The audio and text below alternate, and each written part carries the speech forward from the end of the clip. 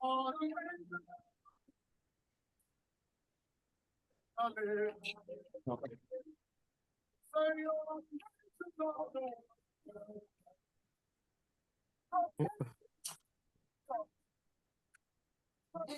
can you hear me?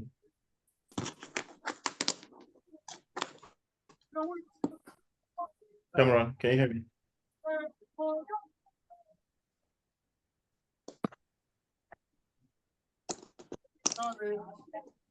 Ricardo. Ricardo.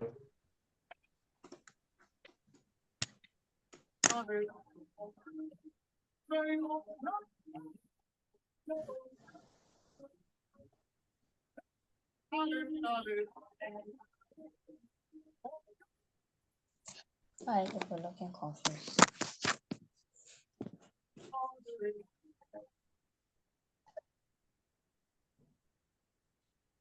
Okay, when are we starting?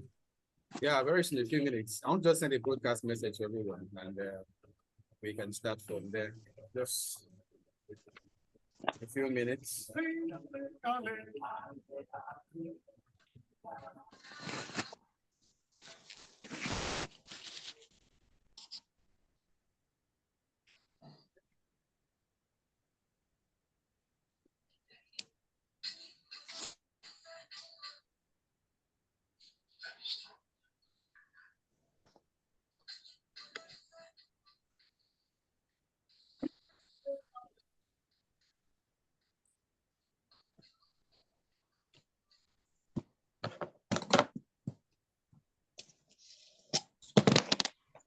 All right, everyone.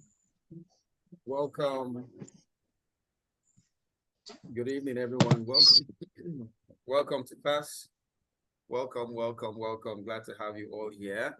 Please, as usual, let's send message out to everyone, WhatsApp, Telegram, send the link to as many people as possible. Tell them that we are live and we want everyone to join in. Right, send the message out. We are live. We are good to go. Our guest is here. Imagine your guest arriving before everyone. Our guest is live.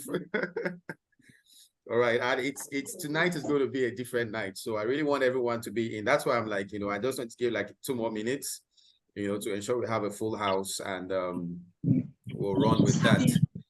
All right. So welcome everyone. Welcome everyone. Welcome everyone. Welcome, welcome, welcome. All right, so this evening is going to be a very interactive session. This is the first edition of the School of Business Exploits, and just to give everyone a brief introduction on why we are starting this weekly masterclass. I've been in this business for over a decade, and I've been involved in coaching business in general. I mean, that's how I met my very good friend, Mr. Simeon, an amazing man, and when God ministered to me to start coaching Christian entrepreneurs, I realized that there is a major void when it comes to faith and business success.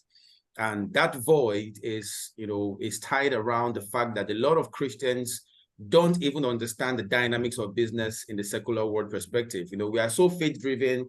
Everything is by faith, that's the way we do things. But I realized that I realized that a lot of Christians struggle, with that aspect. And that's the reason why we decided to come up with this idea, which is the School of Business Exploit. So it's going to be a weekly masterclass. Like my brother asked, that is it paid? It's meant to be a paid masterclass. The School of Business Exploit is exclusively for those who subscribe for the SBBG Club 300. But I felt, let's give this month free. So all the editions we'll have this month, this Monday, today, next week Monday, and the last Monday of the month will be free. But from subsequent Monday, we'll make it exclusively for those who sign up for our subscription program. So enjoy the few ones that we have. And if our guest asked that, are they all, everyone is not going live on their video? What's happening? Well, just in case, before he starts his class. So this evening, Our focus this month is on business funding and financing. I mean, that's been one of the discussions I've had with quite a number of you on this platform. And I know very well that, you know, as Christians in the world of business, we know what it means, you know, to get to that point where you need to finance your business. And all the editions we'll have in this, you know, series, both this week, next week, and the last Friday will be centered on funding, all the guests that we are bringing in to the program. And tonight we have our guest in-house, my amazing brother from another mother. Myself and Simeon, we've been together for almost a decade now. I think since 2013, days of Chin on So and everything. And he's someone I respect a whole lot. He's a believer in Christ. He's an unusual billionaire. Let me use that word for him. You wouldn't know the kind of, you know, resources he commands. And I love him for that, because he doesn't portray his status on when interacting with people. Simeon is a humble, down to earth. I mean, sometimes I ask myself, why will this multi-billionaire be, you know, seeking advice from me? And I'm like, okay, you know, and that's what makes me really love him. He's a very phenomenal brother. And when I was thinking of the first person to bring on board who will teach us from his heart how to raise, you know, capital for our businesses, the man Simeon came to mind. I've been a part of his training session. I've, you know, heard him teach, you know, at different programs. And, you know, I know very well that he's someone who is going to really say it as it is, you know, because you can't deny the fact that all of us need funding for our businesses. We need funding for our projects. I mean, I was speaking to quite a few members of Club 300 today, and all our conversation, over 2 hours phone call conversation, you know, centered around funding, financing, you know, and a couple of other stuffs. And the best way we can actually, you know, learn is from someone who has done it both, you know, nationally and internationally. All right. So Simeon is not just someone who has raised funds in Nigeria. He's also raised funds, you know, globally. As a matter of fact, he's relocated. And it just, I mean, I don't want to share his test. He will share it himself. But I mean, when he called me to share, you know, the phenomenal things he's doing there in the United States, I'm like, wow, my goodness. My goodness. No, SBBG members need to feast from this young man. We need to feast from this young man. So I want to specially welcome everyone who is here tonight. Please, let's, you know, send message to the WhatsApp group. Tell them we are live. If you want to get someone in, send them the link. It is free. As long as you are a Christian and you are in business and you want to learn how to raise funds, you need to be here tonight. All right. There will be time for questions and answers. And please ask questions, because Simeon is a very busy person. Very, very busy. I mean, we were discussing some few weeks ago, and we talked about, you know, the kind of, you know, funds he has raised. And I'm like, this man is very busy. He doesn't have that time. So tonight, you can even see all the staff walking around. He's busy. You know, our time here is 8:30.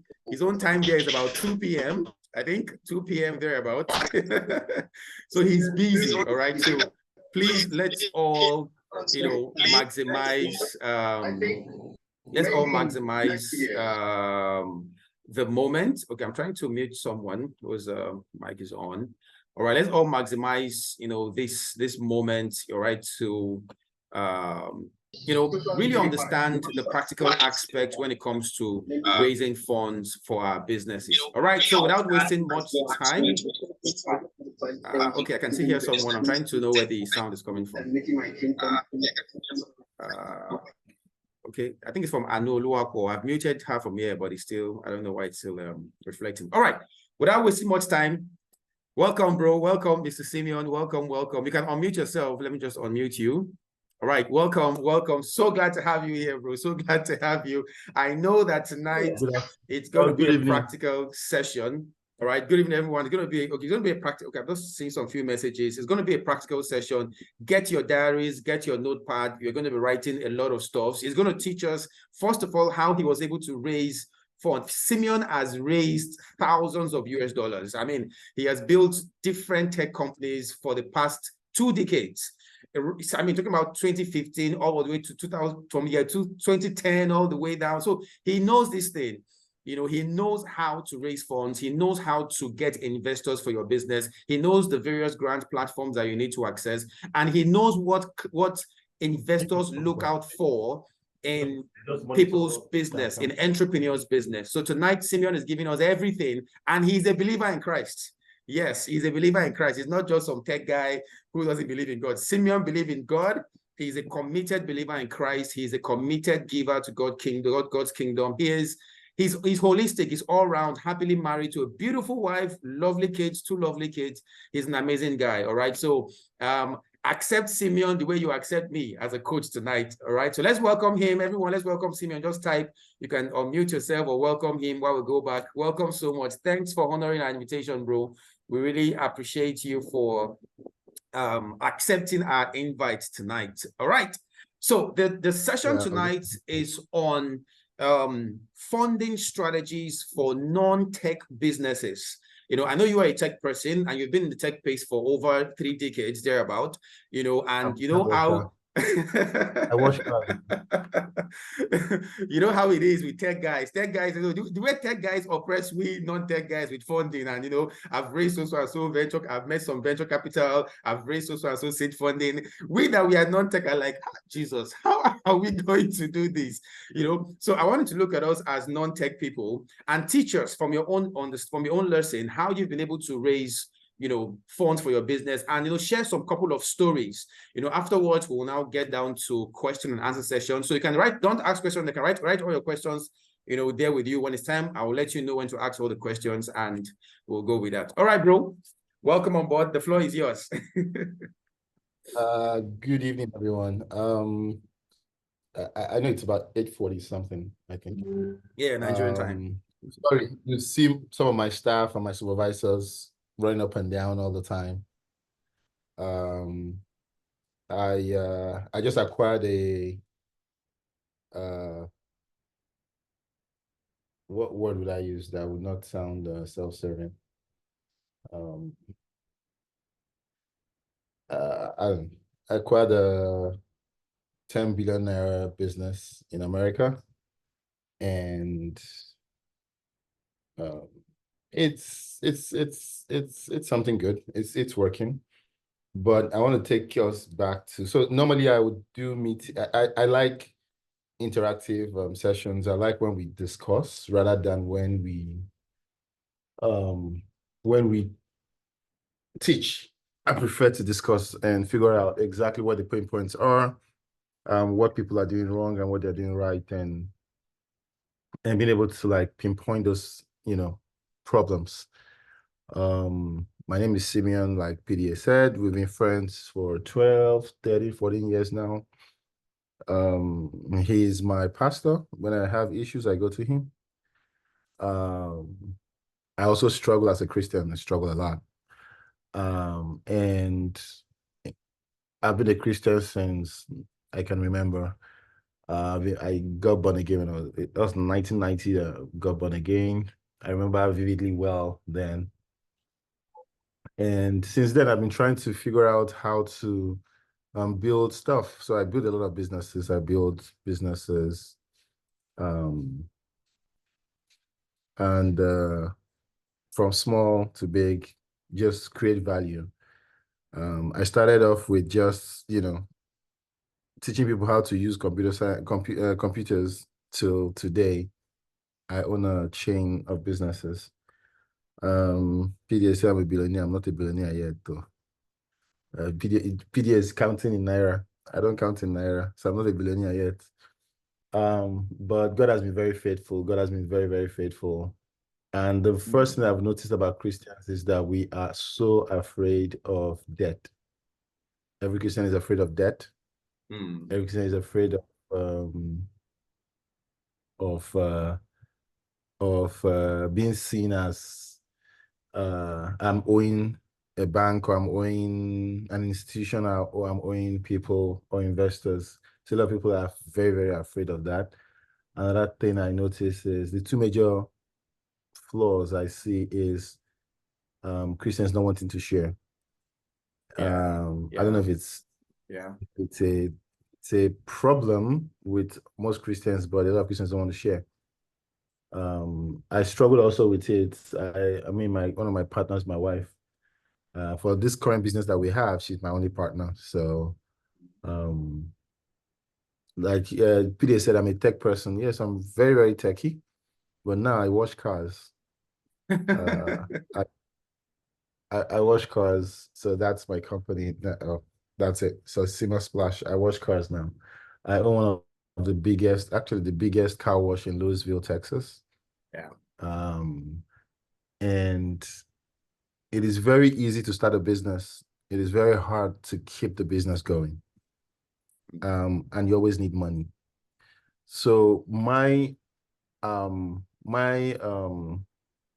philosophy of, having a masterclass is actually listening to the pain points and listening to questions. I want us to have an interactive session. That's why I prefer video. I don't know why nobody's on video, but I prefer video. But I understand maybe it's because it's Nigeria and we know that we know power, we know different things. Yeah. But like I said, I started when I was 17, so it's not too early to start, and I'm over 40 right now, and I'm still doing what I do. I look for opportunities. I figure out the opportunities. I figure out how to get funding if I don't have the funding, and I just go for it. I've raised funding locally from friends, family. I've raised from institutions. Currently, the American government just gave me more funding to open up my car wash. And yeah, so I would love to answer your questions. What are the pain points? Where do you really have pain points in funding? And I'll be able to break down the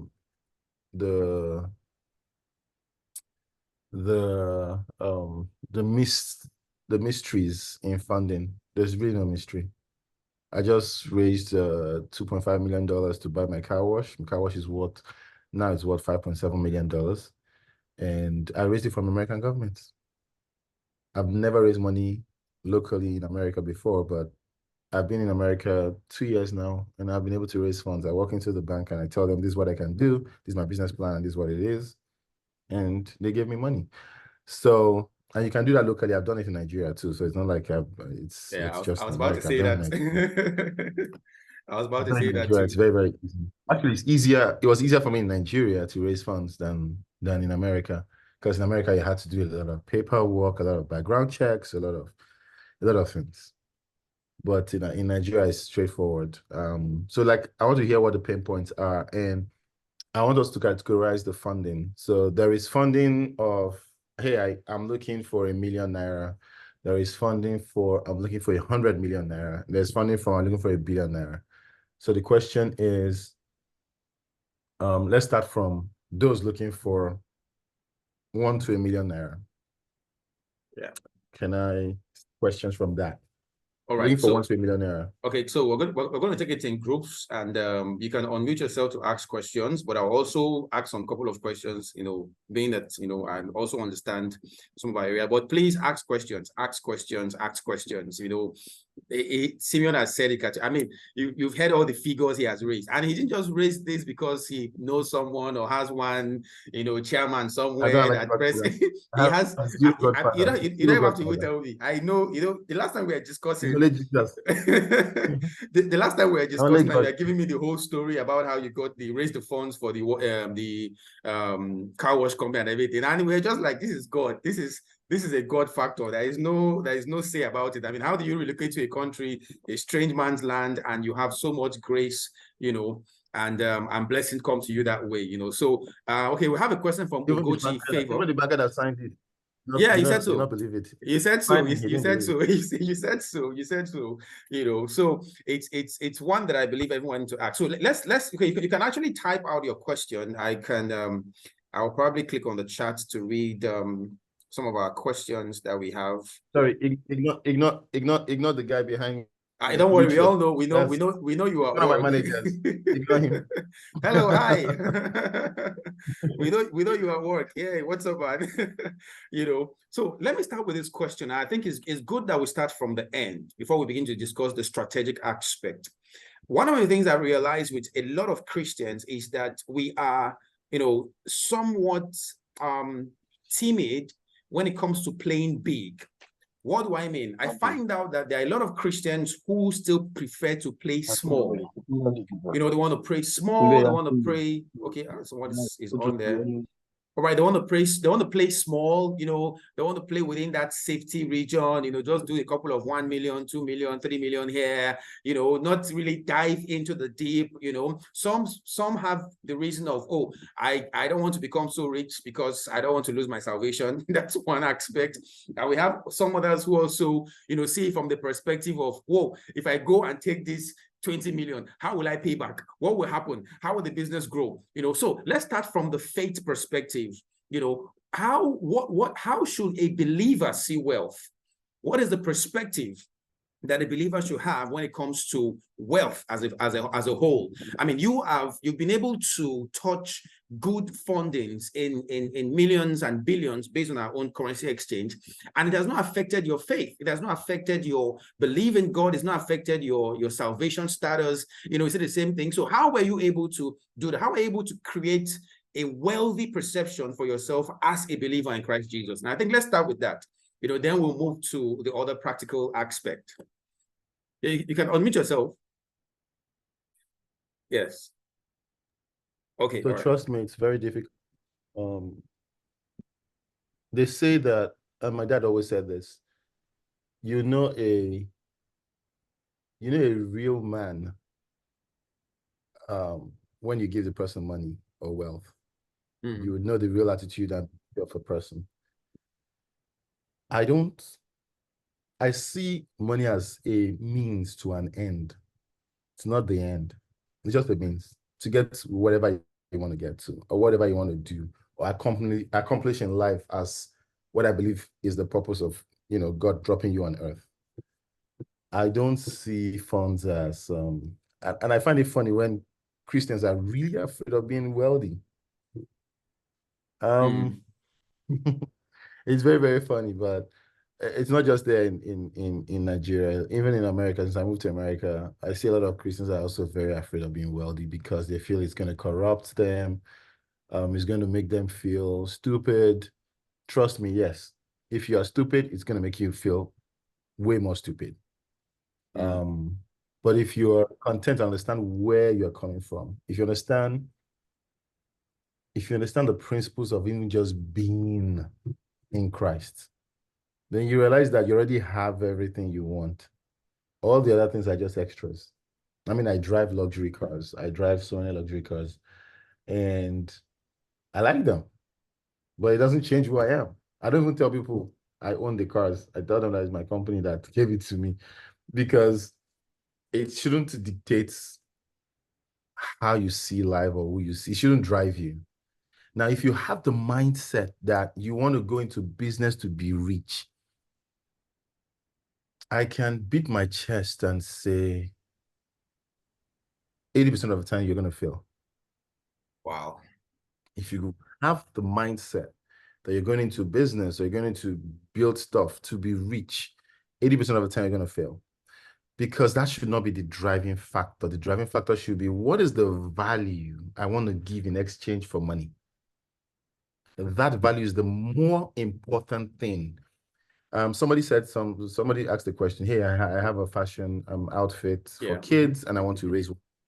The first question I'm going to ask is, why? What is your why? Why are you building a fashion? Don't you have enough fashion for kids? Is this something you really have to do? Is it something you're passionate about, or you really see that there's a market for it? Because the mistake most of us make is that we do things because someone else wants to do it. I told you why I bought a car wash. I bought a car wash because when I moved to America, I had two options. I still have my business in Nigeria. My company is still in Nigeria. I'm still making good money, but it's Naira. And I live in America. The exchange rate doesn't zero. It makes zero sense. So I wrote down three things. I told myself I need to do three things. One, sell my company in Nigeria for very good money. Two, get a job in America. Three, buy a business that will give me cash flow. And I prayed about it, and I started working towards it. And finally, I bought the business. Now, why did I buy the business? I bought the business because I studied America and I understood that two things are important to an American: their car and food. If you have a food business, you make sense. If you have a car wash business, you make sense because Americans must wash their cars. They're not like Nigerians. They must wash their cars, and they don't wash their cars because they don't have time. Everybody's at work, so they need somebody to just go wash their car and go. So those are the two things that I saw, and I started, researching and digging deep into it. And I realized that if I wash 100 cars a day, I make $25,000 a month. That's $25,000 a week if I wash 100 cars a day. Now, so those are the numbers that I drove to start making. Do I want to wash cars? No. I only wash my own personal car. Do I like the fact that I want to wash cars? No. But is it going to drive revenue? Is it going to give value to someone? Is somebody going to pay me for that value? Yes. So it's not a, I like doing it. thing. Is there a market for it? I can exchange a value for this in the market I find myself. So if you say you want to go into fashion, the question is, can you exchange a value for it? Is there a way you want to, because that's the first thing you're going to first understand. If you can get over that hurdle and say, yes, there's a market for this, then we can go to the next phase, which is, how do I get money for it? Now, 2, if I'm going to give you $1 million, which is really nothing, if I'm going to give you $1 million, the question is, what do I get back in return?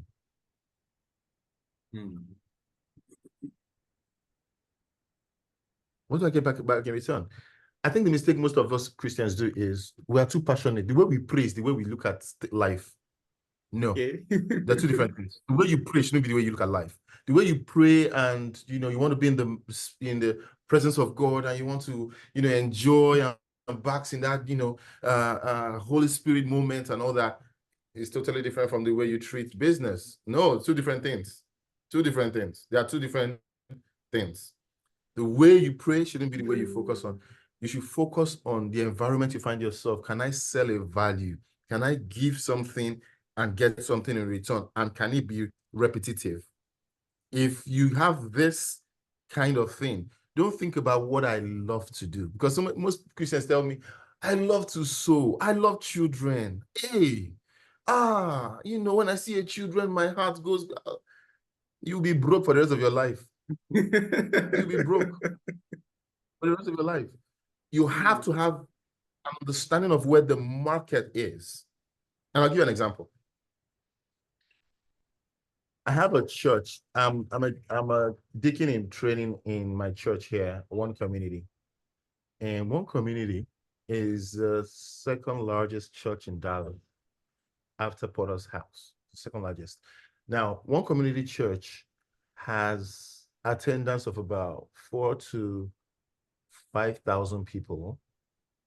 And from the beginning, that's my market.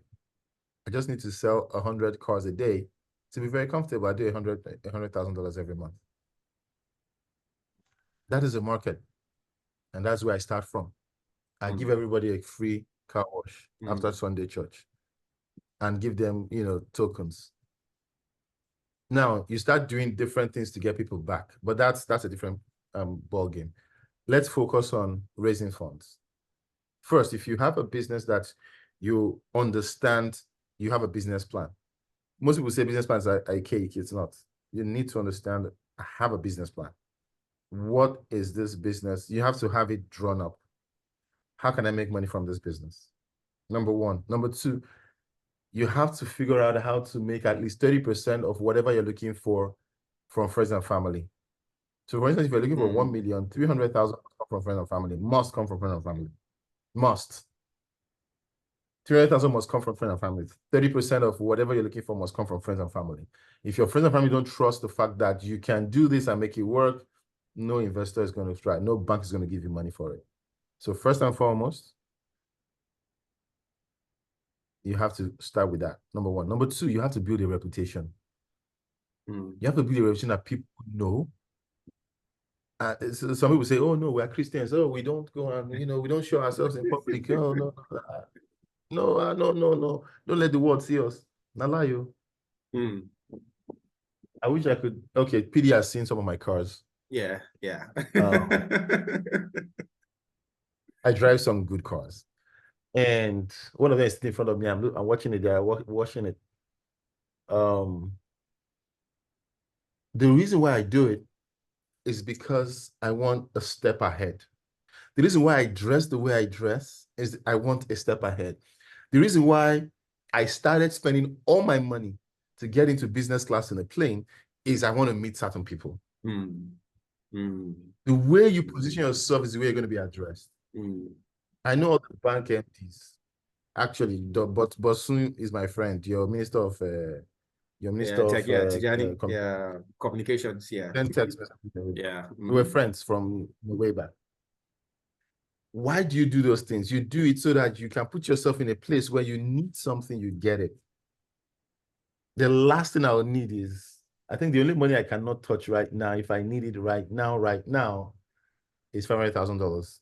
I mean, I can get $500,000. That's the least amount I can get from friends and family right now if I want it. I'll call 10 people, I get $500,000 today. Why? Because you build that reputation. People can feel you. People can understand you. People know that if I give Simeon money, I will get my money back. Forget. Simeon is a trustworthy person. You start building it. And building it is not taking microphone and going to Instagram and talking. No. Building it is within your confines, your closest friends, the kind of people you associate yourself with, the kind of people you deal with. They must be people that you can trade stuff with. My friends, I mean, my best friend, we're trying to get him born again, but he's not. He speaks in church. I don't know how he speaks in church, but he's not born again. Well, I don't know. Maybe he is born again now, but he's my best friend. You people might know him. He's the CEO of Waka Now Global. Bio. Bio.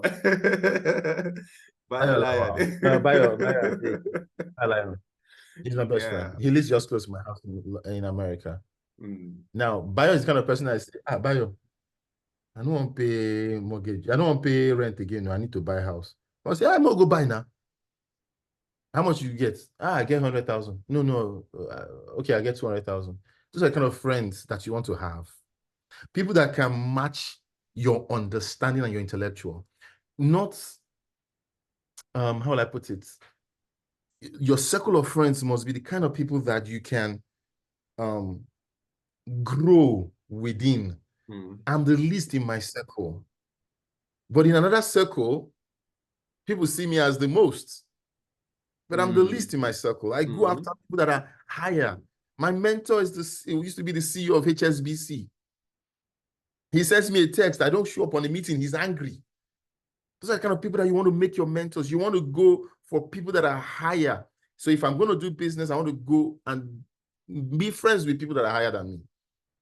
That's how you build reputation. And once you start building that reputation, people can now start trusting you. And once they start trusting you, you start getting access to finance. So let's take a step back.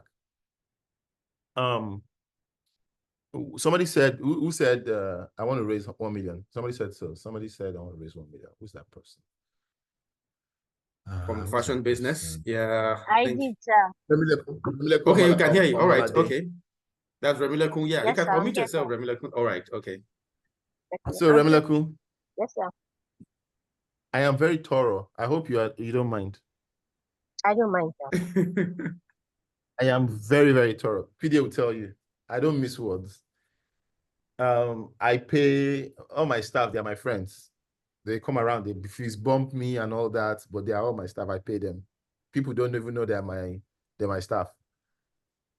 But I am down to earth. When I see that you're not doing the right thing, I tell you, this is how it's supposed to be done. So I hope you don't mind if I tear your business apart to teach people today. No, sir, I don't mind, sir. Okay. Now, give me a history about the business, the fashion business. Okay, I started in 2019. 2019. Yes, sir. I started Okay. before. Yes, sir. That was before COVID. So Yes, sir. Before COVID. are they ready to wear clothes?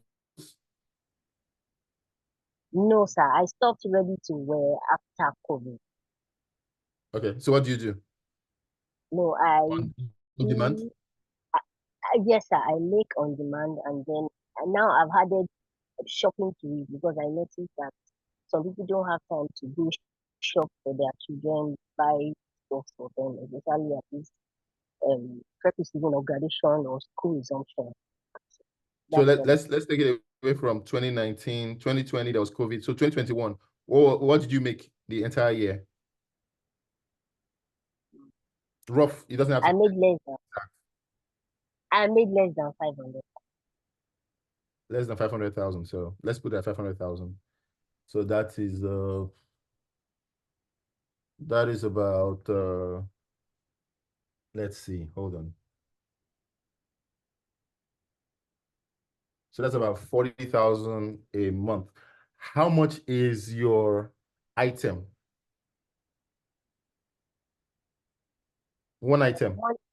If I have to make it now, Mm. okay, that's a minimum of 10,000. How much? Depending on the age, depending on the age of the child. No, just averagely. Just averagely. Average, yes, 15,000. 15. Yes, sir. Okay. So meaning that in a month, you sold only 3 of those items. Yes. Sometimes. Okay. Okay. Why? Why so slow? Do you have a shop? How do people find you? What do people tell you? Okay, no, sir. I work from home. Okay. So I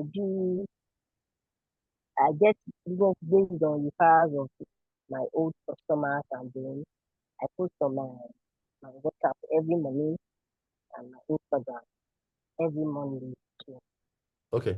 So do you want to hear the truth? Yes, sir. You have a hobby, you don't have a business. You have a hobby. That's not a business. $1,000, $1 million is about how much? That's $700. Roughly about $700. I can throw that away. I can throw that away, but the point is, it's a hobby. It's not a business.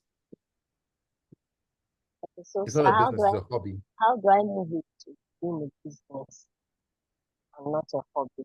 You need to be intentional about it. You need to understand that it's a business. Okay, I'll give you an example. I don't know if you can see this stuff. My wife has been watching data all day, looking at the car wash that we just acquired. And what she was doing was Saturday, because it's every day, so the car wash works every day. Monday to Sunday, she's checking what was the highest number of cars ever done on a Sunday, Monday, Tuesday, Wednesday, Thursday, Friday, and how can we double it? Then she goes and understands how many minutes does it take to wash a car, and how can we find how many people around that would fit in that space, and how much are you going to pay whosoever is responsible to wash that car per hour, and how much am I going to make on each person? You need to understand the business element. It's not a hobby. What you're doing is a hobby. Because if, for instance, if you have 31 days or 30 days in a month and you have only 3 customers, it means you played around for 27 days. You only sold in 3 days because it takes you 1 day to just sell 1 cloth. So you wasted 27 days doing what? Nothing. So at the end of the day, it's a hobby. It's not a business. Number one. If it's a business, you have to figure out a way to get and entice people. And I'll give you an example. People come to wash their cars. I'm going to use an example, like something I'm looking at, so you can understand that. People come to wash their cars, and I go, and I want you to come back. I want you to give me your money. I want you to, your money must come out of your pockets. And I know that it's difficult. So I say, you know what, sir, I have a gift card. This gift card, you can recharge it, you can reload it as much as you want. But if you load this gift card with $100, it's your money. I'm going to give you the card with $100. I'll give it to you. You go, I'll wash your car for free. Don't pay me $35 to wash your car. I'll wash it for free. But you have to load this gift card and take it away for $100. Do you know what I've done? I've taken $100 from you because you must spend that gift card on me. You can't spend my gift card anywhere else. You must come back to me. to spend. And when you come back, I'm going to sell something good. I'm going to make sure you come back. You have to figure out a way to make it a business. You have to figure out a way to make it a business. It's not a joke. If I don't make 100,000 a month, I am shaking because I've not made money. If I don't make money, then I can't keep up with my stuff. I can't keep up with things. I can't grow. I can't even convince anybody to give me money because now I'm saying, okay, this girl, I can give her $1 million. If it's just $1 million she wants, I can give her $1 million. Let's look at it. I can give her $1 million. So let's look at the business. Let's tear it apart. Let's see how we can make 1 million, 2 million in 3 months. How? I don't see it. It's a hobby. I don't see it. You have to figure out if you really want to do this business. You have to ask yourself, how many clothes do I want to sell in a month? If it's 15,000 averagely, who is in my customer bracket? Who can pay 15,000 for a pair of clothes? Now, once you understand that, then you can draw out an extrapolation of exactly how many you can actually sell in a month. Reduce that by at least 60%. It should still be more than 100,000 a month. So you have to have a best case scenario, a good scenario, and a worst scenario. But within that worst scenario, it should still be above 100,000 naira. Because it means that you've only sold 15 times 10 is 150. So even if you sell one in every 3 days, you can still make 150,000 naira. That with 150,000 a month means you're doing 1.8 million a year. You can take a 1 million naira loan. That's how it works. Now, but nobody's going to give you a loan if you don't show that you can do this. Nobody's going to give you a loan. You need to prepare yourself. You don't have to have money to get a loan. Don't get me wrong. You don't have to have money to get a loan. But if you don't have money, you need to show the value that can get you the money. I don't know if I'm making sense. Oluyemi has a hands up. Oluyemi has your hand. Oluyemi, do you want to ask a question? Okay, we have more questions here. Let's just probably go because I can say about 25 messages. Go of time, so let's try and go through some other questions. But I think Remy has gotten a hint of what he's trying to say. Is what I've also been teaching them, the fact that you must know the business of your business. That you have a technical skill, which is I know how to sew a dress, does not mean you understand the business of fashion. It is the business of fashion that actually brings the wealth, that actually brings the continuous revenue in your business. So if you want a 1 million naira, you should be looking at doing a revenue of 2 million, because that's the only way that you'll be able to confidently pay back the 1 million. And I think the question that, the answer to what she also said is what the next person asks here, that, is the business revenue a factor to consider before making a request for finance, irrespective of how much is needed for expansion?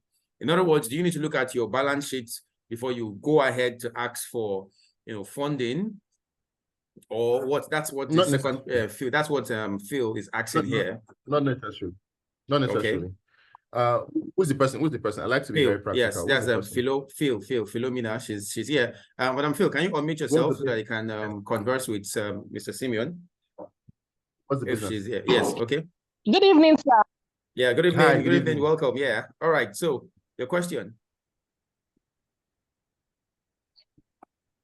Okay, so I asked if my revenue should be a pointer to how much I would want to ask, as in the financial request somebody will have to make, if I have to look at my revenue.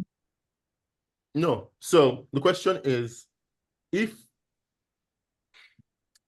you already have an existing business and you're making money already, and you want expansion money, it's different from startup money. Two different things. Expansion money means I'm already doing a business, it's already working well. But if I had one extra station, I had another extra station, maybe I'll be doubling or quadrupling my money, or I don't have enough. And I'll give you an example. I can take in 400 cars a day at my car wash. I have an acre land. Now, even though I have an acre land, I have to sell different bouquets because different people want different things. Some people want interior super clean. Some people want only their mats to be washed very well. Some people want their engines. Some people want their headlines to be resuscitated. So different things, meaning that, hey, I can't do everything here. Then there are some people that just want to drive and go. They want to be the dude, they vacuum themselves. They want to just have space. Now that is called expansion. I already have my core. But some people from data, I have 100 people that also come in and say, oh, but I can do it myself. I don't want your staff to be the one to clean it all the time. I just want to pay $10 and go. But give me free vacuum. I can vacuum myself. And if I go to the bank is going to ask me, okay, so how much are you doing currently? And how much do you think you can do if we give you this money? Now, it has, there is really no correlation as to, oh, if I'm doing 2 million, then I can take 3 million. No, there's no correlation. The question is what you want to use the money for. Oh, good. Sorry, my wife just sent me a text. Don't work too hard. I'll make her across soup. So just say that. Yeah. So what you're doing, what you're making does not necessarily equate to how much you need. To ask yourself, for instance, what business are you doing? What's the business? I'm into cleaning and pest control services. Beautiful. So you're in my domain. Now, yeah, you're into cleaning and pest control services. So now, currently, how do you do it? Do you go to houses? Do you go to homes? Yes, I will go to homes and offices too. Beautiful. Now, how do you sell? Do you sell individually or do you have contracts or enterprise? How do you sell?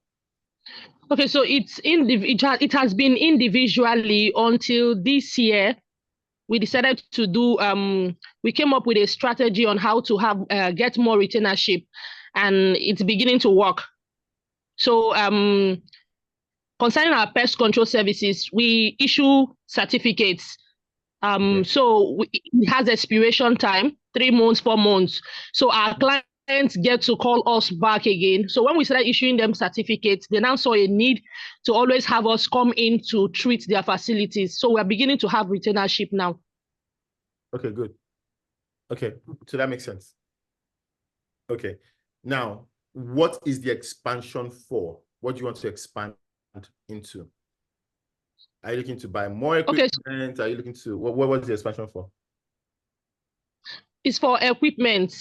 So we've been renting equipment, and most times the vendors that we rent from, they get engaged or they would have given out their equipment. So we are left with holding back until they have finished their own job before we can now service our own clients. So I had that discussion with PDA the other day. So that has been a kind of a restraint for us, a constraint for us to deliver on the time. So it's simple. You're already doing business. When I say you're already doing business, you already have ongoing contracts, like you're already working with people, right? Yes, sir. All you need is equipment to make sure that you can do that. Yes, sir. Any bank will give you an equipment loan. So what it means is you just have to show, it's called an equipment loan. Now, and any bank will give you, GT Bank, Access Bank will give you an equipment loan. What it means is that the equipment is the collateral for the product you're doing. So basically they would fund the equipment, but you can only use that equipment. They're not going to give you the money. They're going to fund the equipment. Now, and over time you pay for that equipment and it becomes yours. I can give you contacts to Access Bank. Access Bank does that. I know Access Bank does that. I know GT Bank also does that. Here in America, everybody does it. It's equipment collateral. So the equipment becomes the loan, but you have to show that you're making money. It does not necessarily mean that if the equipment is 3 million, you must be making 3 million. No, you just have to show that you're making money. And with this equipment, you can guarantee faster route to funds. Does that make sense? It does, sir. Thank you very much. No, I'll get the contacts. I'm listening. The most important thing do you make sure you are documenting everything? Yes, I do. I have not been very fantastic with that, but I have No, started. you have to be fantastic. Oh. You have to be Yes, I think fantastic. I'm working with it. Actually, this is one of the things that I did again was to create what I call the Club 300, which is an exclusive membership club in SBBG. And I'm currently working with an accountant who is helping the members to design, different template for your different Excel sheet templates for your sales forecast, loan payment, cost forecast, pricing, profit and loss statement, cash flow, visibility analysis, and profile, and a couple of other stuff. All right. So very good at that. so once that is done, I'm sure she'll be able to capture, because I know that's one major area that a lot of people actually lag behind, in terms of capturing their data, knowing their profit and loss margin, yes, understanding their pricing, and a couple of other stuff. So those are things that we're, creating like a back-end support system, for members of the Club 300. That is the most important thing in business. Oh yeah, that's documentation, keeping your records. Yeah, I always I always hammer it, to everyone. All right, so please ask more questions. Yeah, thank you so very much. Thank you, sir. Oh, okay, all right then. Yeah, please, let's have more questions. I can see a couple of questions, but they are more or less the same thing is answered earlier. So I want us to move to those who play on the higher field, those that play within, because we have some members who also play within the range of 10 million to 50 million, and they have more, they have structured businesses, and like you mentioned, there is startup money, there is expansion money. All right, so some of them are probably at that expansion phase. Okay, we have some questions from Oluwa. Okay, I think Olayemi was first to raise a hand. Olayemi, are you there? Can you ask your question? Oh, good evening, sir. Yeah, good evening. Good evening. Welcome. Glad to have you here. Good evening. Thank you so much, sir, for this program. I've learned something, but I just want to ask. I know that when Mr. Simeon was talking, he was explaining about having a business plan and then making our business not passion. Now, I run a business I'll call bespoke catering business, but I actually tend towards manufacturing. Anytime I see equipment, machinery that has to do with what I have in mind, my spirit just jump at it like, this is what I'm supposed to be doing. But I know that it involves a lot of capital. I've made inquiries about those machines. I'm even on some of the groups where we have vendors for those machines. And I tell myself, I'm not even making enough money to acquire those machines to make me become a manufacturer. So I'm asking, is it wrong for me to get like a funding and then move into manufacturing and looking beyond what I'm doing? Yes, sir. Okay, let me explain. I do ewa going. I do sauce. They are going sauce and I packed it. I don't serve at parties, unlike other caterers. But caterers do order sometimes from me to serve at the parties. Now, there are other areas of my business that tends towards manufacturing. Like that, I have a product now. Instead of the cooked sauce, I have the dry pepper, which you can just cook at home by yourself instead of buying the cooked one from me. Now, these are part of manufacturing things. I do catfish, but catfish means that for me to make my profit, I need a fish pond by myself. That's going tending towards manufacturing. It's beyond somebody preparing the fish for me. I'm selling, like buying and selling thing. I desire to have a fish pond where people, hotels can buy from me, other people that want to sell the smoked one can buy from me. These are things that jammed in my head, and sometimes I look at it that my business has not grown to that level, and yet I don't know how to put it. I just have this passion. Maybe like you're explaining now, it looks as if, is it my passion? Is it that I should just focus on this packed source that I'm doing now, or I should step out from fear of, like you said, that as Christians, we have this fear of, oh, I don't want to go out of my comfort zone, loaning money and all that stuff. So that's why I'm raising my hand. I want to ask, is it too much is it a dream? I don't know. So there's a market for that. Yes. There's a market for yes, both. lot of market. But there's just a bigger market for packed sauce and all that, even in America. I know a friend of mine that she's making so much money bringing zobo leaf, what do you call it, hibiscus yeah, to America. She's making a kill. She makes about $400,000 every month, and she just sends hibiscus here. She just brings it. She's living here now. She just sent it from Nigeria. She used to live in Lagos. So there's a lot of market for it. There's a lot of market for it. Walmart would happily put you in 1,000 locations overnight. But the question is, you need to do a test. And also you need to be focused.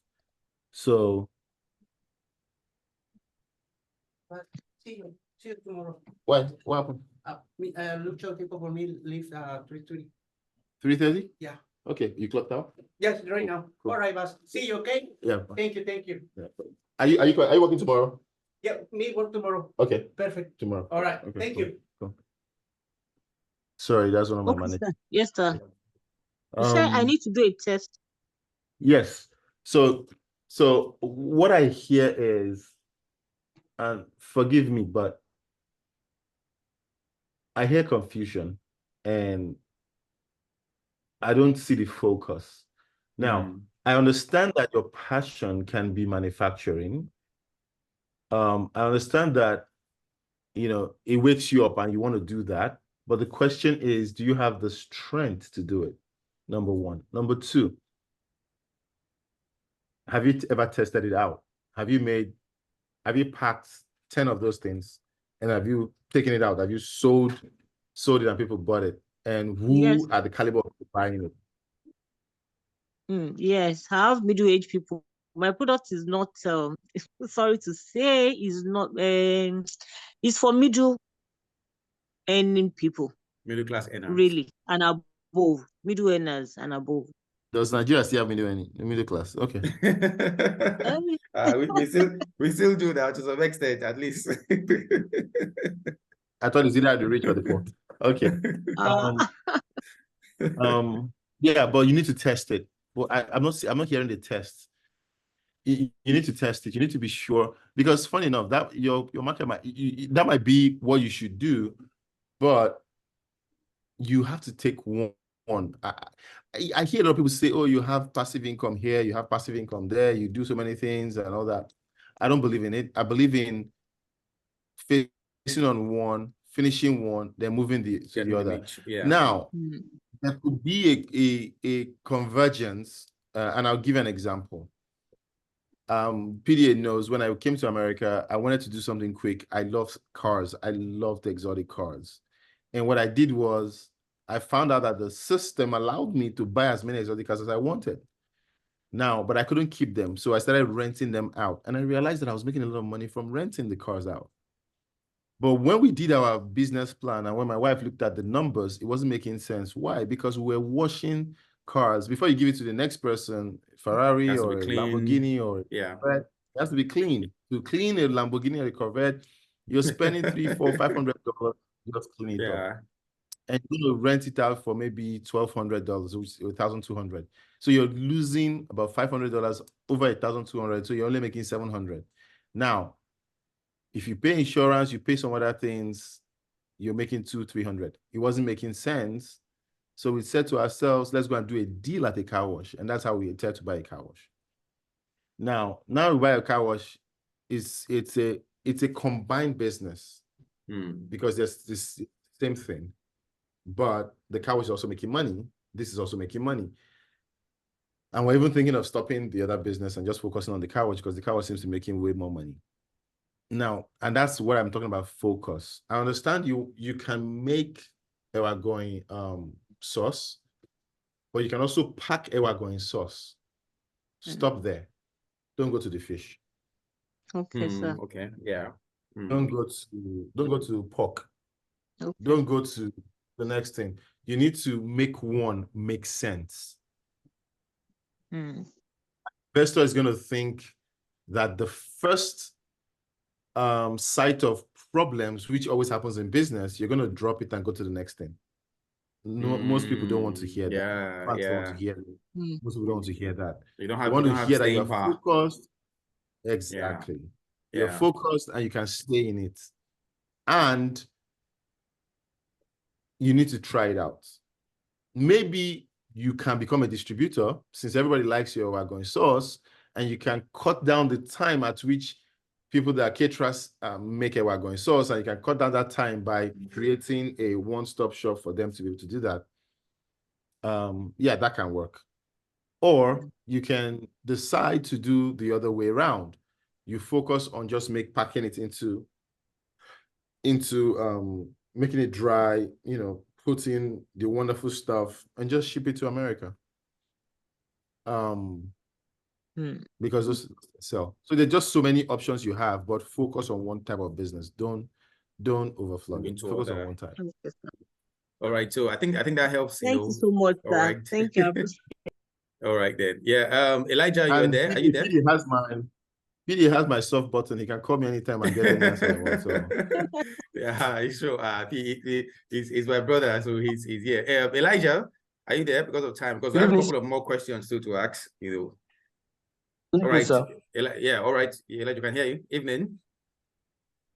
Yeah. Good evening, Mr. Simeon. Yeah. Yeah. Thank you for the amazing session. It's been a blessing since. My question is, I'm into tech. I think PD have said some of us are not into tech, but I'm into tech space. And I have this idea and later will form into business. But before the idea, I do sell system. I sell laptops and repair laptops for people. And over time, I get to see that a lot of people, I always have this market of people who come to me, get laptop and pay on instrumental. So the idea just come to me that, okay, why can't I turn it to more business official, like building something and reaching out to more audience out there? Because in Nigeria, looking at our current situation now in Nigeria, a lot of people prefer things they can get maybe for 100,000. They prefer if they can conveniently pay like 20,000 to spread the payment over a period of time to make the payments. So that was what give birth to. Yeah. So that was what give birth to the buy now pay later idea. So we started last year and we've been able to do quite a lot. But my challenge now is I'm in two phases. For a while, I've been able to attract some certain investors, but sometimes I back out. And for this class, I think I've been able to pick one or two, and I'm asking this direct question, sir. So my question is, okay, let me start with my problem. Our problem now is that we have to load down our marketing strategies a lot because we see that we have a lot of demand that we can't meet up with. For example, for now, like you said, that our funding must be from family and friends. I've been able to raise a little from family and friends, from myself and my other business. So now, the ideal now is sometimes we will have more demands that we will not be able to meet up with. So we have to okay, slow down. Now, and I've been looking at the aspect of, okay, let's get more funding for the business. And so now my idea is now, my question now is, as the kind of business I do, the kind of, because a lot of investors have reached out to, most times, the first question they always ask me is that how do we get our money back? And we always come up with our what we have on paper and what we've done that has worked for us. And some of them will say it flows, some of them will not say some of them will say it's not flowing with them. So now, as the kind of business and the business model we have, how do we attract and pitch to an investor? So that's my question, sir. Okay. I think you need to also clarify, shed more light on your kind of business. So he's into, he buys, all these foreign use, laptops, and he resell to, low income earners in Nigeria, and they have like a pay small strategy. So he has a website and everything. So he can, get the laptops at, he get the laptops, he refurbishes them, and you can buy them and pay instrumentally. So he's talking about how can he pitch to get investors to fund bulk purchase of, or probably start importing, those laptops directly. But I think that's his model. So his question, I think that's his question in terms of clarifying it. Okay, so because he entered my domain a bit, and I got a bit confused because that, of course, you would have demand. The problem has always been, how do you secure the funds? And that's what would be the problem with most investors. Because what you're talking about is a fintech, but PD has just corrected it. So it's device supply, but pay small as a strategy, right? Yes, sir. Beautiful. So where do you want investors to come in now? Okay. Is it to fund the devices? Yes, sir. Funding the devices so that we can meet up with our demands. No, your demand is always going to be there. Like if I tell everybody here, okay, say, hey, I'm going to give everybody 1 million naira, just pay small. Everybody here will become a customer tomorrow morning. So demand is always there. Demand is there. Once you say, take a service and pay me small, there's always going to be demand. 100% is going to be demand. The question is, can they pay back? And in the timely fashion? And I'm guessing that they've been paying you back. What is your loss percentage? For now, let me say like 20% for now. We've been able to recover at least 80% of our funds. So that's where the problem is. If your loss is above 4%, no investor will come for you. If your loss is above 4%, no investor will come for you. Now, another thing is that you can use to cover your loss is your pricing. So if your pricing covers 96% of what should be the exact, so let me give you an example. Let's assume that you're buying a laptop of 100,000, which is not possible, but let's assume you're buying a laptop of 100,000 naira and you are selling it at 300,000 at a break point of 6 installments of 50,000 each. After the second installment, they've paid back the money. Third installment becomes gain. So if at least all your customers pay 3 installments, you have 0 loss. Yeah, you'll have covered your profit and. But if you are selling a 100,000 laptop at 120, then no investor will touch you because the loss would always determine whether or not they give you money. That's where the problem is. Okay. That's why investors will not want to touch you. Because there is nothing guaranteeing that they will pay you back. Nothing guarantees. Nigerians will take money and tell you back. No. Go to hell. No. When they're collecting the money, they're lying on the floor, they're begging you, but after they collect money, go to hell. What would you do? What can you do? You understand? So it was a problem. So that's why you're going to have issues with investors in that business. A lot of people are running away from loan businesses or pay small businesses. It's difficult to raise money in that space right now because people have defaulted a lot. Okay. People have defaulted a lot. So if you can find a way to double or triple what the amount of that, difficult. But if you can find a way to make sure that your margins are covered by at least half of the repayments, then people won't talk to you. That is progress. But everybody's afraid of that somebody will not pay you back. And there's nothing that you can install on a laptop that would say, hey, crash the laptop. Yeah. Nothing. If you had a software that you can put on the laptop that would shut the laptop from working after 3 months or after 2 days of non-payments, then maybe that might work. But outside that, no. it will be difficult to raise money in that space. Very difficult. I'm sorry, but that's all right. just So Elijah, I know we are. I actually like the idea because it's workable. Elijah, it's very, very workable, and I love the fact that he mentioned, increase your price so you can cover up. So at least, if they have to pay 4 times, by their third payment, you've covered your profit, you've covered your costs. So the last payment is just additional. That way you can still protect your business. I really understand the fact that investors will not come near a pay small business that is just that has more than 4% loss. So globally, it's failing globally. That's the problem. Globally, right? Globally. Globally, yes.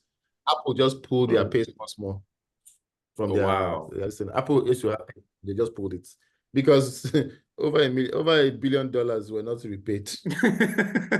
Wow. Wow, what do you do? You take an Apple phone, take the phone, I beg, I'll go and look for another one. What's that one? So right, yeah, because of time, let's move to the next person. So I think we have one more person. Oluwa Kemi, are you there? You want to ask a question quickly? Please ensure you type a question or raise your hand because we're about to wrap up, and Simeon will just give us some other few insights that we need, and we'll shut down for the day. All right. So Oluwa Kemi, are you there? This masterclass is a 6 Yes, I'm here. Good evening. Yeah, good evening. Good evening. All right, your question. All right, I want to appreciate our guest for tonight's class. It was actually like he was eating me a bit. Fine, I didn't join from the beginning, but it's actually something I've been running from as an entrepreneur. I've been running from taking loans. Even though I know I needed, I would like, that's just the truth. I've been running from taking loans because I felt when we started our business, we started as a distributor. But something happened in March and we had a huge loss, moving to like close to 1 million. And the person producing for us didn't want to take the responsibility that the mistake was from them. So we had to start production May ending. And since we have started production, I've seen that we needed some machines that can actually reduce the labor a bit. But I'm trying to run away from loans. Now, my question is, yes, we have some angel investors, maybe from family, friends, that just feel like, okay, we love what you are doing. We love your growth. We want to be part of it. Just take this money and pay us this amount. And we just sit down and talk about it. Then some just give out the money without interest, like return it after 1 year. But now with this tonight's class now, my question is, at what point, because we just started production May ending, I think May 28 or 27 thereabout. Okay, what we produce is we actually make kuli, all these local snacks. That's what we do. So since I just started, at what point can we like opt in for loan from banks? Because I will not lie, I'm always running away from the interest rates. Why? I don't know, because maybe I just did my calculation and I just feel, how can a bank just take 20-something% or 30% thereabout from? So my loan, I took $8,000 a month. I'm paying $23,000 as interest. Wow. Monthly. Wow. That's that's huge. That's heavy. That's heavy interest too. But I can make $100,000 a month. Wow. Well, so, okay. So what you're doing is you're not adding the time value of money. You are afraid time value of money. Of the amount that you're hearing, but you're not looking at the requisite addition it's going to add to you. So for instance, if I'm going to make, okay, let's assume you do kuli and you make, I'm just going to take a figure off my head. Let's assume currently today you do 250,000 a month, right? Let's assume but we do more than that a month. No, I'm just taking a number that's easy for me to. Yeah. Okay. So let's assume you do 250,000 a month, and you need to take a loan to buy machinery to increase it to 500,000 a month. But that loan is going to make you, let's assume you're going to take a loan of 2 million to get that machinery, and you're going to be paying 20% extra on the principal. So you're going to be putting down, say, if I do my calculation very well, if you're going to be doing that, I want to show you why you should take the loan. So just hold on. So if you're going to pay, you're supposed to pay 166. So let's assume you're supposed to pay 200,000, right? Every month. Even though what you're collecting is small, you're supposed to pay 200,000 every month. Now, the question I want to ask you is this: the value of that increase or that machinery, is it increasing your take home enough to add 3 or 4x whatever it is they're supposed to pay on the loan? If that is the answer, if the answer is yes, then take the loan. If the loan is going to significantly improve your take home, then you should take the loan. Forget what the interest rate is. Don't look at the interest rate. If it's going to significantly increase what you're going to do, forget the interest rate. And I'll give you an example. Everybody was like, shit, Simeon, why are you trying to buy this? Why are you trying to buy this place? You're going to spend almost 3.4 million to buy the place? Blah, blah, blah. Oh, that's this, that's that. Even my family was angry.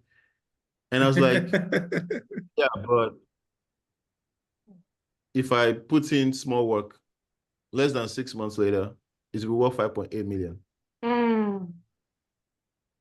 It will be worth double what I paid for it. So why the hell do I care? I've not lost anything. What's the worst that can happen? Government says, oh, you couldn't pay. I put it on the market immediately. I go and borrow money and be paying government while I put it on the market and double the amount that I bought it. If I'm going to double the amount, why am I bothered? The mistake we make is when we take loans, it is not an actively, it's not actively participating in our growth. In the business. It is loan to go and do some pay few staff, things. buy things that are, no, if the loan is to improve the business, increase your capacity, or 4x what you're doing, take the loan. All right, sir. If you increase your capacity. Loans of $13 billion. Well, I want to get to the point where I'm taking a loan of $13 billion. So that the bank manager will be the one having heart attack, not me. When I cough, the guy will be having heart attack, not me. Yeah, you have to pay back. That's where I want to get to. How much is my loan portfolio? Less than $1 million. Nah, no, I want my loan portfolio to be like 6 million. It means that I'm doing $20 million.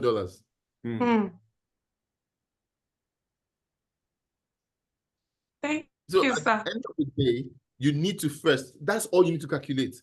Calculate, is this machinery, number one. Number two, make sure you have insurance for the machinery. Make sure. I think that's something a lot of that do. Make sure you have insurance on the machinery. Do not do anything machinery without thinking about insurance. Do not do that. Yeah, yes, it is true. Very, very true. Very true. It's foolish. Now, you must get insurance. Now, if it's machinery, you must get insurance. But always calculate. If I add this to my bottom line, is it going to increase my bottom line enough to pay back every month for this machinery? Yes, it will. Then do it. All right, sir. Thank you so much. All right. I mean, nothing venture, nothing gain. If you don't venture, you don't gain it. I think the Christian thing, there is this verse in the Bible that says you shall not borrow, but you shall lend. You shall not borrow, but you shall lend to nations. Many people have been taught. many people have been taught to teach people a lot of things. Exactly. That's what we're trying to. Teach. The other day, my pastor came and said we need to buy a movie theater. Yeah. And everybody was like, "Oh yeah. Who's that contributing?" We paid cash of $6 million to buy the movie theater. Now it is where we are going for evangelism every day. People are doing evangelism every day. So it's an African thing, Nobody's paying money again. The money we are making from that movie theater is enough to run the entire ministry. Nobody's making money again. You know, so You know, I think and people have a Christian church. Why would you go and buy a movie theater? I don't understand. It's not making money. I beg you, instead of stopping everybody. Because you make money from the facility now. You make money from the facility. I'm making $200,000 every month from that facility. From the facility. Wow. Yes, to take care of the church. And it's owned by us. And any day we vex too much. We close the place, we do church. So at the end of the day, let's stop being. The church is, raising capital funds for itself. Conscious, but ethically useless. Yes. We need to stop being heavily conscious and ethically useless. We need to see, if I am rich and you are rich, and the next person is rich, and the next person is rich, nobody will tell us rubbish. Yeah. When people start telling you rubbish, is you look like I say, a Christian cannot afford that thing. I said, shit. Ferrari. A Christian cannot drive a Ferrari.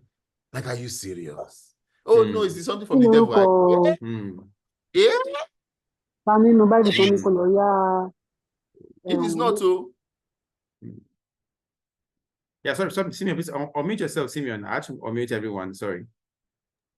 All right, yeah. Figure out exactly what your mission is here. Yeah. God has placed you in terms of building wealth. All the best things that you can. I have never achieved anything without God. I don't believe I achieved anything because of my intellect or because of my this. No. Yes, I study things. Yes, I look at things creatively. I make sure I go through all the principles, but I always win. I always win because why? I believe that there's always a God. I told PDA, I don't achieve anything. I don't think I've achieved anything I've achieved on my own. I just think God just, figure out, think about it this way. Think about it that way. Think about it this way. Think about it that way. And why would an unbeliever be making so much strides? True. Yeah. And Christians are so timid. Like, why? Yeah. Dude, if like I said, I would think that they said your mates are coming to collect 100,000. You are looking for million. I said, I don't understand. I'm not going to pay you back. I'm going to pay you now. Give me the million loan, I beg. I'll pay you back. So it's I'll pay you back. I'm not bothered about it. I'll sleep well at night. Because I've put priorities and parameters in place to make sure that I recover your money. So I'm going to make money. So I'm not bothered. I'm not, because I have calculated everything. I've made sure. Then after I calculated and I put prayer behind it, why will it fail? The mistake is we put prayer before. We pray, but we don't do the work. No, let's do the work. Let's understand that it's not about. I think business is not hobbies. Business is not a hobby at all. If you understand that a business is not a hobby, it is meant for you to be able to give value, exchange for money, and with that money you keep improving and increasing that money. You will be big. You will enjoy life. You will, forget all the other things that they will come. Just exchange value first and build the right networks. Yeah, make sure that build the right. If you're the poorest person in your circle, you're in the wrong network. If you're the richest guy in your circle, you are in the wrong network. You should be the poorest guy in your circle. Yeah. Richest, you're in a poor network. I told members of Club 300 that 2025 we are doing $1 billion in revenue, and all of them are like, "Hey, PDA." I said, "Yes, you have to play big." What is $1 billion? $1 billion naira. I mean, of course, that's even a start. That's even $1 billion naira or in dollars. No, dollars, we'll never reach that level. We'll get there. We'll get there. In Nigeria. But the goal is that I need people to 10x their revenue, 10x their capacity. Stop playing at this low level of just trying to survive. And that's what is happening to a lot of Christians in Nigeria and Africa, where we are so survival conscious. Of course, when you go to on Sunday, your pastor tells you this week will be favorable and this, and we just keep repeating that cycle, and we're not playing at the deep level of business. We're not playing at the production level of business. We're not playing with, we're not playing at the 6, 7, 8 figures. So these are one of the things that I realize with many people, and a lot of Christians have the potential. But like you rightly mentioned this evening, to one of the major things I also observe is this idea of Christians going for other people's money. We've been so indoctrinated with this faith, word of faith movement that we don't know how to create the balance. I'm a follower of Bishop David Oyedepo, and I love his ministry. But I can tell you categorically, I don't follow some certain things he say, especially in terms of, because like, for instance, you hear Bishop say, we never borrowed money in the ministry. But the church model is different from a business model. A church model is crowdfunded. The offering to the tithe is crowdfunded. You don't have that in business. Nobody crowdfunds for you in Nigeria. So you need other people's money. You need to go for the loans. You need to go for, the capital to grow the business. One of the things I've seen people that have been stagnated in their business for 5 years, 6 years, 7 years, and the only challenge they had is just taking that step of faith to get the loan and expand their business, and boom, the market will open up for them. And I've met a few Christians in that category who are so scared, or it's like let me put it to you, they feel guilty when we talk about taking loans, because you feel that you don't have enough faith. I don't have enough faith to attract investors. I don't have enough faith to attract, and I'm thinking, how do you even attract investors with faith? Faith doesn't attract investors. Your business revenue attracts investors. So if you get the loan and build your business and your revenue increases and investors see what you are doing, then they can do the 1 + 1 and pump in their money into the business. But if you are scared and say, if I go for a loan, I'm going against the scripture. The Bible says that we shall not borrow, we shall lend to nations. That's the time of the Abrahamic era. We are in a different dispensation now that is regulated by, different economic indices. And, seeing the perspective of business from a secular entity, should give us that understanding on how to go for loans. Of course, yes, we're not saying that go for loan baselessly without doing your calculations. I mean, like Simeon rightly said, you need to calculate, and find out if the loan will 3x your revenue, and also help you pay back your principal and stuff like that, So those are the things that you need to do. And once you realize that, okay, you have the market, the loan will help you expand your capacity. You can 3x your revenue. Then you go for it. And you see, like you said, you are in taking loans too, you build your reputation. You take loan, you pay back. You take loan, you pay back. You take a rent loan and you pay back. And you'll find yourself in the next couple of years that that faith that you need to attract investors. You are now at that level because you've used loan to build to a certain level. Now you need to sell shares or you need to get partners, who will come into the business to further scale the business. So I think it's one major area that a lot of Christians are struggling with, especially that area of taking loans, or taking, debt, investment to their business, stuff like that. And thank you for, clarifying that aspect coming from someone who is a believer, Yeah, I mean, a lot of people, I have a debt portfolio, and I think it's still small. And the problem is, yes, I mean, if you do not have a good business, if you do not have something that you're doing, then maybe you get uncomfortable with taking loans and all that. But if you're doing something and you're doing something well, it doesn't have to be. And let me understand. Let me explain this thing. It doesn't have to be 10 million, 100 million, 1 billion in loans. No, you can start small, but you should learn, build the business, make it profitable, take more to expand, pay back, make it profitable, take more, because you need money to expand, though. Seriously, you need money to expand. There's nothing about you need money to expand. Even though I have, a $5 million property, I still need $200,000 to expand this, to put more rails, to put more this, to put more that. I still need money to expand it. So you need money to expand. You need money to expand. And you need to, don't think that you're no longer a Christian because you collected you went to, very valid. Actually, please wait, hold on. Please emphasize that. Take the money. Emphasize it again. Let them hear you very well from because I've been saying this, but let them hear from you that taking salt doesn't make you less of a Christian. No, it actually makes you more of a Christian because it means that you have faith enough to pay back. You have faith enough to pay back. You have faith enough to pay back. Yes. I take money from the bank. I have faith that there is nothing that will happen to this business. I will have enough money to pay back. I have faith for that.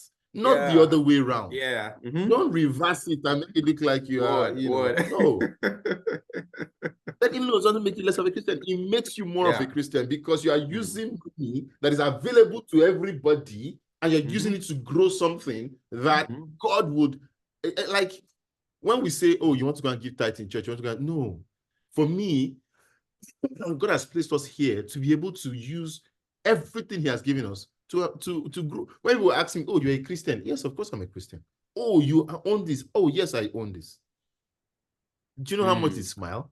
You look at me and like, this your God is good. Where do you go? Where do you church? Where do you go to church? Where do you go to? Where do you do this? Where do you do that? Oh, okay, it's a nice place. Oh, I love your pastor. Oh, this, like, it is because of what they see.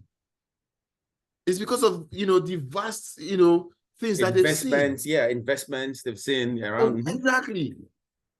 My wife drives a sports car. Oh, that's your wife? Yes. She's a black woman in America. She drives a sports car. So people see it and say, oh, but she goes to church. She's a Christian. Yes, she's a Bible-believing Christian. Yeah. There's nothing wrong with that. Christians are not supposed to be poor. They're supposed to be rich, man. We're supposed to be like, how come people be rich and we are poor? Like, how? Please say that again. Christians are not supposed to be poor. That's a very valid statement. Very, very valid statement. Me, Simeon. Simeon, I'm under stress. I need $1 million, and I won't be able to say, okay, hold on, I'm sending it to you. Why? Why? I don't believe I can do that. Why can't a Christian do that? Yeah, true. So don't believe to yourself. So don't believe yourselves. There's a lot to gain. There's a lot to, like, the wealth there is for everybody to use. Yeah. Grow the business. Get a mentor. Make sure that you're looking at your all the time. The most important thing, and it took me a long time to learn it, but I learned it. My QuickBooks is perfect. I can print how much we've made in a day. I am search every minute they wash a car. I'm looking at the app. This is an app. I'm looking at it every minute. They are washing the car. In the last hour, they've watched 40 cars. I'm checking. Okay, how much did we make? How much is this? We're calculating this. We're calculating that. You have to make sure you're on top of your books. Every penny that comes in. How many people are working? How much have they clocked in? Have they clocked out? How much? America is a bit different because they clock in per hour. Everything, I have to make sure my books are correct. So that when I go and I say, I'm doing wonderfully well. I'm not saying it. I'm showing you. I'm doing wonderfully well. And doing wonderfully well is not that you are selling 20 million, 30 million. No, I sold 10 yesterday. It means that if I can get an extra this, I can do 30. I can do 40. Just give me a machine. I want to buy this particular machine. It will make me do this faster. And at that point, you are making money. You're making money. We just set up something now. We call it calling to reserve. So people want to do their cars. They can't wait on the lot. They want showroom detailing. It costs $500 to do showroom detailing in 2 hours. People have booked forward. We've been booked. Wow. We have been booked for upfront payments. Upfront. Wow. We don't have space. Wow. People will call and say, "Oh, sorry, we are booked out." They have to book now. So that is, understanding the system, understanding how it works. Once you need money, you go out, you get the money. Hey, but you show what you're doing. No matter how small, show. It starts from, hey, the first time I made my first 100,000, I'm like, okay, next step is 1 million. Okay. When I made my 1 million, it becomes easier. Your next 10 million becomes easier. 100 million becomes easier. 1 billion becomes easy. So you need to get to that point where you're doing that. Like I said, this is a 6 hours masterclass. Yes, no, I'm about to even say that, time is fast spent. Of course, Simeon is going to be with us many, many, many more times. So we can't take so much of his time because he's also very, very busy.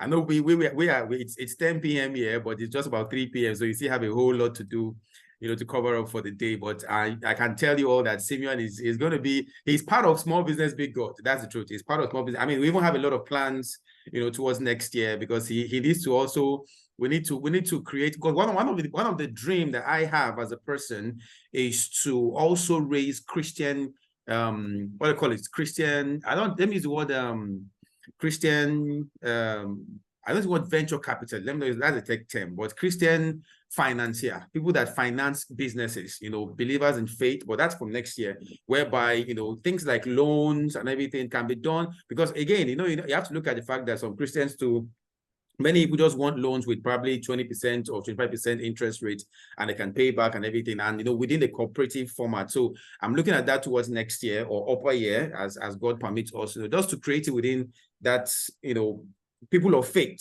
So we have Christian investors investing in fellow Christian businesses, and you understand how it is. And we are looking at building that on the Small Business Big God platform, but it's a future thing. So it's still a long project, because part of the goal, part of the mandate that we have, is not just to raise Christians who are surviving in business.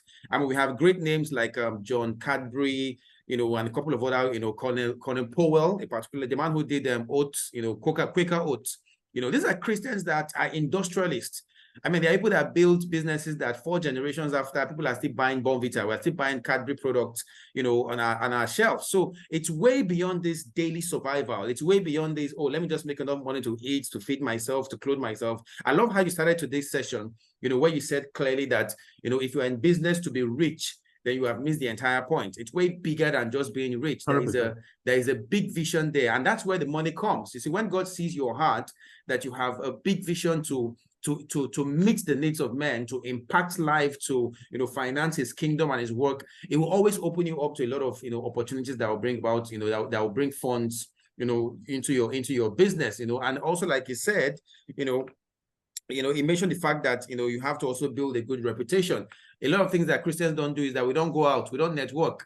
One of the reasons we started Club 300 is to create a networking community, because I understand the factors. I mean, like myself, we are liberal Christians. I can go and hang out with somebody in a club, but we have some Christians that will not do that. That will not go to a club, to hang out, to meet people, to meet investors and partners and everything. So that's why we created the Club 300 community to create that system whereby we can still, enjoy the same benefit of networking within our space, and also build, formidable relationships in business, and stuff like that. So thank you so much, bro, for granting our invitation today. I do not take it for granted. That I don't do that. I don't take that for granted. I don't take our relationship also, for granted. I don't take access to, a person like you for granted. Thank you so much for sharing your depth of knowledge. Thank you for interacting with members of the community. Thank you so much. I know we'll still invite you here, some other time, maybe later in the year, once we have chance, one of our Monday night, to also share some few things with us, so. I mean, your night is my afternoon, so. Yes, that's why we have to, let you go so that I can, continue your work over there. We're going to choose a more proper time. One last thing I want to say is, all right. A lot of people come into entrepreneurship and think that they are now bosses, and they are going to, they are living 9 to 5 so that they can have time for other things. No. It's worse. I come and as I said, it's not a hobby. My car wash starts by 8 a.m. on some days and 9 a.m. on some days. I am here by 7 a.m. My wife is here by 6:30. She cleans the floor. She mops the floor, and she works with the team on the deck every single day until she learns everything. She wants to know what soap, what, where, how, when. And people are like, but these guys are the owners. Yeah, but you need to learn. You need to be serious about it. You need to take it as your baby. This thing must grow. It's not a hobby. Oh, yeah. Yes, it must grow. Yes. It's not a hobby. Anyway, that's me signing out. All right. Thank you so much. Thank you so much. We appreciate you. We're going to have you some other time, on the platform. Thank you so much. Please, let's celebrate my brother here, Simeon. Let's all appreciate him.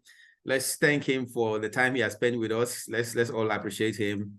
You can unmute yourself or just send a message or just type something. Please, let's celebrate him. Let's celebrate him. I know there are many more questions to ask. Anybody has so much. Yeah, if you have any questions, send it to me. Send it to me on WhatsApp. I'll forward it to him, and we'll see how we can answer all the questions that we have. All right. Thank you so much. Thank you so much, bro. Nice having you here. My regards to madam and the kids. We'll talk behind the scene. All right, bro. All right, so everyone. Yourself, guys. Thanks for having me. All right, then. All right, bro. Yeah. So everyone, it's been a very great time having Simeon here, and I can see that the school, the vision behind the School of Business Exploit is to bring in experts, professionals in various industries to teach us how to build our businesses at various aspects. Next week, we also have an amazing lady I'm bringing on board. She's the co-founder of Mama Money. Many of you know her. And she's a young lady that has raised a couple of $100,000 of US dollars for social entrepreneurship and everything. And she'll be coming in to really, take us through the various grants available that you can sign up for to raise, funds for your business, from food grants, grants at various industries and stuff like that. And last Friday of the month, we also have a very good friend of mine is in the real estate business, and it's someone who has raised, some couple of millions locally for his real estate business from scratch, reft up homes and everything. And, the month of August, I also have someone who is coming in to teach us on investments. She works with Cowrywise, and the month of August basically will be addressing two issues: investments and loans. All right, so I'm going to bring in my good friend, one of the founders of a loan company also, to come and teach us some. And they're all Christians. They're all Christians, by the way. So they're going to be teaching from the faith perspective. The lady works in Cowrywise. She'll come and teach you out, because, like Simeon also said, it's one thing for you to make money. It's another thing for you to know how to invest your money and expand your money, or recapitalize your money like that. So this School of Business Exploit is designed to ensure that every week we have someone who comes to teach, and equip us on how to build our business. That's why I want to encourage you to sign up to the Small Business Big God Club 300, because only this month will be available for free. Next month will be strictly for those who subscribe to the Club 300 platform, because there are some people, Simeon, there are some people that I can't invite without giving them honorarium. Simeon is my very good friend. I can give me a handshake, a high five, but there's some people that you have to give them a small honorarium for gracing, the platform. I have the likes of Nia Adesoya and a couple of other great people that I also want to bring in for the Monday night School of Business Exploit. And yes, before we go, last Saturday of this month, we'll be having our first strategy session, our first physical class. It will be holding at Lekki from 11 to 1 o'clock or 2 o'clock thereabout. I will send the invitation out to everyone, but we're going to give priority to Club 300 members. And before we open it up to other people, it's going to be a practical one-on-one strategy session. And I'll be discussing on design thinking, how to build a system, how to build a business that operates, independent and dependent of you. All right, how to build a system that operates independent of you, but also dependent on you as a person. So I'm going to send the invite out, just 30 people at the venue. It will be at our Lekki training room. So I'll send it out, but please plan ahead to attend. Just 30 people will be admitted at the program. All right, so our bootcamp continues tomorrow evening by 8:30 p.m. Next week, Monday, we'll have another guest here on Zoom who will teach us how to all the various grants, available to fund our businesses, like I said earlier. All right, so we'll continue our class tomorrow on Telegram by 8:30 p.m. All right, and as usual, please invite as many Christian entrepreneurs to join this community. We are going somewhere. We are going. Small Business Big God is not just a regular business group that you probably are used to. We have a lot of things in stock. We're just taking it step by step, until we get to that big picture that God has for us. And I pray that everyone here who has been a part of this class, you will all experience phenomenal growth in your business. There is a whole lot to come, and whether you are signed up for the free membership or you are signed up for Club 300 membership, there's a whole lot to come, in the next couple of months, all right, ahead, all right? So thank you so much without wasting much time. Let us pray. Father, we thank you for the first edition of the School of Business Exploit. We thank you for the wisdom that we have gathered. We thank you for the insight that we have received. We thank you for our facilitator. We thank you for the grace upon his life. Lord, we ask that even as we have all learned one or two things tonight, that you shall give us the courage and the grace to go for that which we need to do to expand our business this season in Jesus' mighty name. I pray, Lord God, that you shall give us clarity on what we need to do and how we need to access funds for our businesses in Jesus' mighty name. And those that want to go for loans and other facility, I ask that you give us the wisdom on how to run the right calculations and come to a comprehensive conclusion on what we need to do to raise funds for our business for the next phase, of our business growth in Jesus' mighty name. Father, we give you all the praise. We give you all the honor. In Jesus' mighty name, we have prayed. All right. Thank you, everyone. So tomorrow evening by 8:30 p.m., we'll continue with our boot camp on Telegram. All right. I love you all. Have a beautiful night rest. And if you want to sign up for Club 300, please send me a message on WhatsApp. I will send you the profile and also the account details, and you can sign up. Like I mentioned earlier, I'm currently, I'm not even waiting for everyone to subscribe. I'm already 10 steps ahead. I'm currently working with an accountant. All right. And we are designing a sales forecast data sheet. I wish I could share the page just for everyone to see, let me just see if I can just share the page. Okay. So let me just share the page quickly.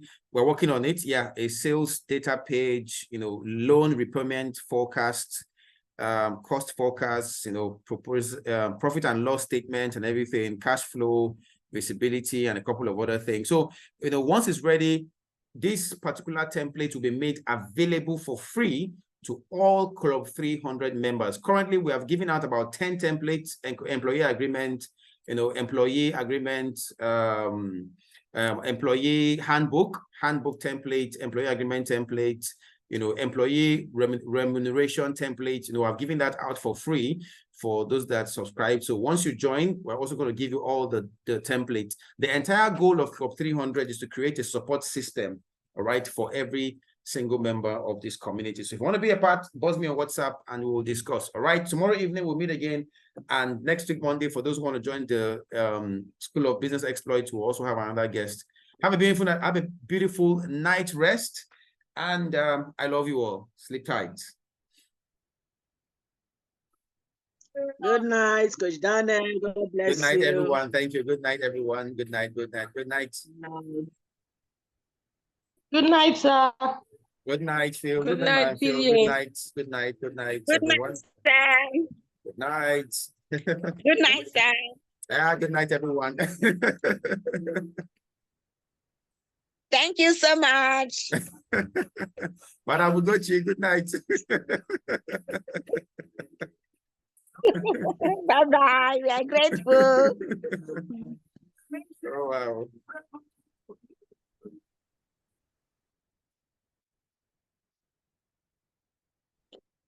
Good night, sir. Right. Good night, everyone. Good night, everyone. Good night, everyone. It's been a while. Yeah.